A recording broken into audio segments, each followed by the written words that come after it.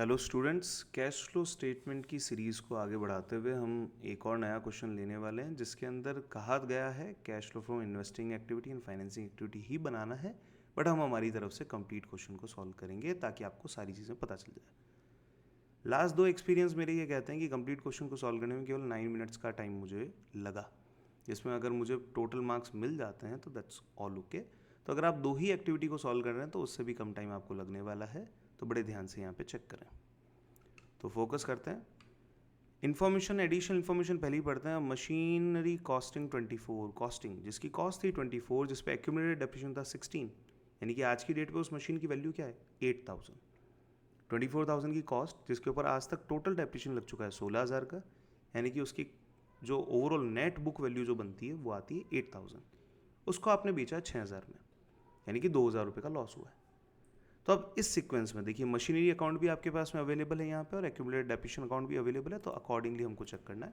आइए working note बनाते हैं। सबसे पहले बनाते हैं एक machinery account. Here it is machinery account, और कुछ 4 लाइन छोड़ने के बाद में हम बनाते हैं एक्यूमुलेटेड डेप्रिसिएशन अकाउंट।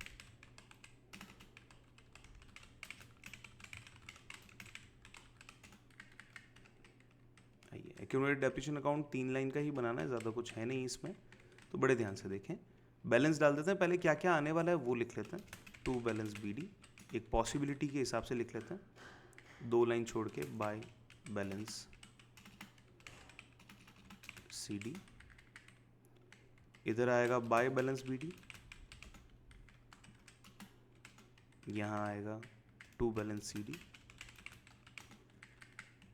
सबसे पहली बात, जिस भी एसेट को आपने बेचा है उसके टोटल डेप्रिसिएशन यानी कि एक्यूमुलेटेड डेप्रिसिएशन को आपको एक्यूमुलेटेड डेप्रिसिएशन अकाउंट से निकाल के मेन फिक्स एसेट अकाउंट में ट्रांसफर करना होगा, यानी कि मशीन अकाउंट में ट्रांसफर करना होगा। तो बाय एक्यूमुलेटेड डेप्रिसिएशन, जितने में भी बिका बैंक सेल, जो भी लॉस हुआ, अगर लॉस होता है तो बाय P&L ब्रैकेट में लॉस ऑन सेल,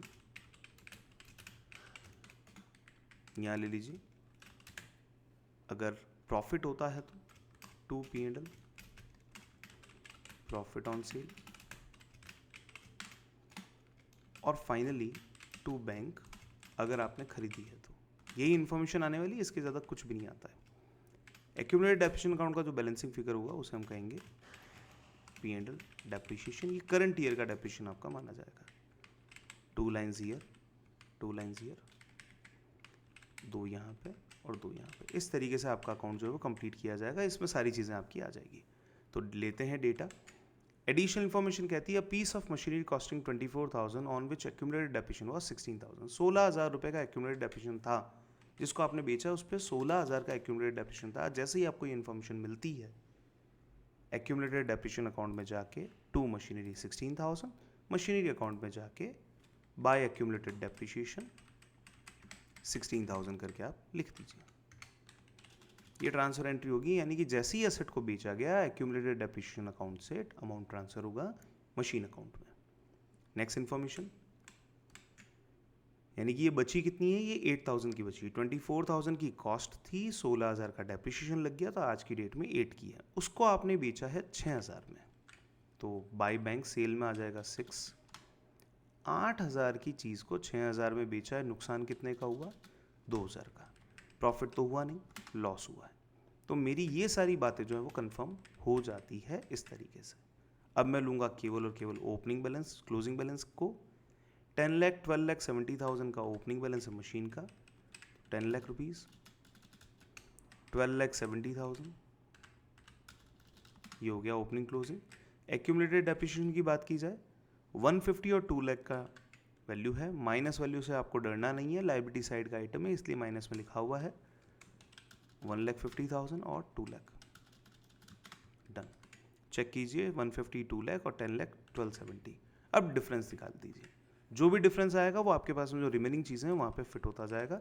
2 लाख में से 150 गए 50,000 प्लस 1666, और यहाँ बैंक में परचेज आ जाएगा 1270 माइनस 10 इज 270, 270 प्लस ये हमारे पास में है 270 प्लस 16 620 224, 270 प्लस 24 294। ये सारी बातें जो है हमारी मशीन अकाउंट और एक्यूमुलेटेड डेप्रिसिएशन अकाउंट से हमको मिल गई। रीचेक कर लीजिए वैल्यूज़ को, 16 622 24 1294 1294 डन और 216 डन। हमने अकाउंट लेजर बनाया है। अकाउंट लेजर का मैं रूल आपको वापस से रिप्रेजेंट कर देता हूँ। अकाउंट लेजर रूल ये आपकी समझने के लिए है, लिखने की ज़रूरत नहीं है। अकाउंट लेजर रूल ये कहता है, number 1, check only bank and P&L। Bank और P&L की जो एंट्रीज हैं, जो पोस्टिंग है, उन्हीं को चेक करना। नंबर 2, डेबिट आइटम्स माइनस में लिखे जाएंगे जब हम कैश फ्लो बनाएंगे, एंड क्रेडिट आइटम्स प्लस में लिखे जाएंगे जब हम कैश फ्लो बनाएंगे। नंबर 3, बैंक जो होगा वो कहाँ कहाँ जा सकता है? ऑपरेटिंग, इन्वेस्टिंग और फाइनेंसिंग में जा सकता है। तीनों में से कहीं पे भी जा सकता है। ठीक है, ये बैंक के जाने की जगह है, डिपेंड करता है कि आपका अकाउंट कैसा है। नंबर 4, जहाँ जहाँ पे भी आप P&L देखेंगे वो केवल एक ही जगह पे जाएगा, ऑपरेटिंग के अंदर। इस तरीके से आप इस अकाउंट जो बनाए गए हैं उनको आप यूटिलाइज कर सकते हैं। तो सबसे पहले देखते हैं बैंक परचेज। बैंक है, मशीनरी अकाउंट एक इन्वेस्टमेंट है, तो इन्वेस्टिंग एक्टिविटी में जाके लिखें purchase of machinery, purchase of machinery minus 2,94,000 done. Second information, अब यहाँ इधर कुछ भी नहीं है, इधर आ जाते हैं। एक्यूमुलेटेड डेप्रिसिएशन नहीं लेना है, P&L नहीं है, बैंक नहीं है। यह है bank sale 6,000। Again investing activity में proceed from sale of machine 6,000 done. यहाँ है लॉस 2,000 का, लॉस जाता है ऑपरेटिंग के अंदर, ऑपरेटिंग में लिखिए loss on cell of machine that is ₹2,000। Credit side का आइटम है, ऑब्वियसली प्लस होगा, डेबिट का आइटम होता तो माइनस हो जाता। अब आए यहाँ पे मशीन अकाउंट, ना बैंक है ना P&L, बैलेंस भी कुछ भी नहीं है। यहाँ P&L लिखा हुआ है 66,000। जाइए ऑपरेटिंग में, depreciation on machinery 66,000 credit side का आइटम है इसलिए प्लस होगा। ये हो गया हमारा सारा एडजस्टमेंट। अब बढ़ते हैं, ये एडिशनल इन्फॉर्मेशन के बेस पे एडजस्टमेंट हो गया। अब बढ़ते हैं नोट्स टू अकाउंट्स की तरफ। रिजर्व एंड सरप्लस दे रखा है 2 लाख से 3 लाख, फटाफट कीजिए। 1 लाख रुपये का statement, change in statement of P&L में 1 लाख रुपये का इंक्रीमेंट आ जाएगा। लाइबिलिटी साइड का आइटम है, दोस्त है, ये बड़ा हम भी बढ़ेंगे। अगला फर्स्ट पॉइंट हो चुका है, सेकंड पॉइंट हो चुका है, थर्ड पॉइंट की बात करते हैं। 1,12,000 से 40,000 पे रह गई गुडविल, तो गुडविल हुई है कम। गुडविल अगर कम हुई है, कोई भी क्या कहते हैं, कोई भी इंटेंजिबल एसेट अगर कम होती है तो उसको हम बोलते हैं इंटेंजिबल एसेट रिटर्न ऑफ, और उसको कहाँ लेके जाते हैं? ऑपरेटिंग में, स्पेसिफाइड है। तो जैसे पेटेंट कम हो रहा था लास्ट क्वेश्चन में, तो हमने उसको राइट ऑफ माना था, तो इसको भी ऐसे ही करेंगे, गुडविल रिटर्न ऑफ। और रिटर्न ऑफ का मतलब क्या होता है? जैसे टेंजिबल एसेट में डेप्रिसिएशन लगता है, वैसे ही इंटेंजिबल में हम वर्ड लेते हैं रिटर्न ऑफ। तो वैल्यू देख लेते हैं, 112 में से 40,000 गए तो ये बचे 72,000 डन। आगे बढ़ें, दो दुश्मन हैं तो अगर ये कम हो रहा तो हम बढ़ाएंगे, ये सारी काम हो गए। अब 1 2 3 वर्किंग नोट को छोड़ते हुए बाकी चीज़ें लेते हैं। शेयर कैपिटल 11 से 12 हो गई, proceed from share capital, financing में लिखें proceed from share capital 1 lakh rupees. आप चाहें तो अमाउंट पहले लिखें, ज़्यादा बेटर ऑप्शन है ताकि याद रखा जा सके। अमाउंट में कन्फ्यूजन बहुत ज़्यादा होते हैं इसलिए। लॉन्ग टर्म बोरोइंग 170 से 240 हो गई, यानी कि 70,000 रुपये की लॉन्ग टर्म बोरोइंग बढ़ी। दोस्त है, ये बढ़ रहा है, हम भी बढ़ेंगे। Proceed from long term borrowing done. फिर आगे बढ़ें, करंट लाइबिलिटीज़ में ट्रेड पेबल है 281 से 220 रह गए, कम हो रहे हैं, 61,000 रुपीज़ कम हो रहा है। तो दोस्त है, ये कम हो रहा है, हम भी कम होंगे। जाइए ऑपरेटिंग एक्टिविटी में, 61,000 रुपीज़ को माइनस कीजिए, लिखिए यहाँ पे decrease in trade payables. Syndicator है तो सिंडिकेटर डाल दीजिएगा, ट्रेड पेबल है ट्रेड पेबल। 61,000 रुपीज़ इनके कम हुए हैं तो हम भी कम करेंगे। फिक्स एसेट, टेंजिबल इंटेंजिबल दोनों हो चुके हैं। करंट एसेट में करंट इन्वेस्टमेंट दे रखा है, वेरी गुड। करंट इन्वेस्टमेंट जो है वो part of cash and cash equivalent माने जाते हैं। तो आइए एक और वर्किंग नोट बना लेते हैं, calculation of total cash and cash equivalent. देखिए, जो करंट इन्वेस्टमेंट होते हैं उनको क्या माना जाता है, उनको शॉर्ट टर्म मार्केटेबल सिक्योरिटी मान के उनको भी पार्ट बनाया जाता है इसी का ही, कैश एंड कैश इक्विवेलेंट का। तो देखिए, एक तो है 21 का, 31 मार्च 21 का, 31 मार्च 21, और एक है 31 मार्च 20। ओपनिंग और क्लोजिंग, ये क्लोजिंग आ गया, ये ओपनिंग आ गया। इसमें ले लेते हैं करंट इन्वेस्टमेंट्स, और साथ ही साथ में value cash and cash equivalent की भी ले लेंगे। करंट इन्वेस्टमेंट 240, 150,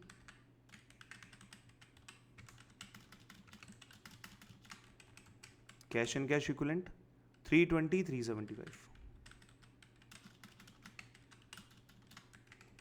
ये है cash and cash equivalents total.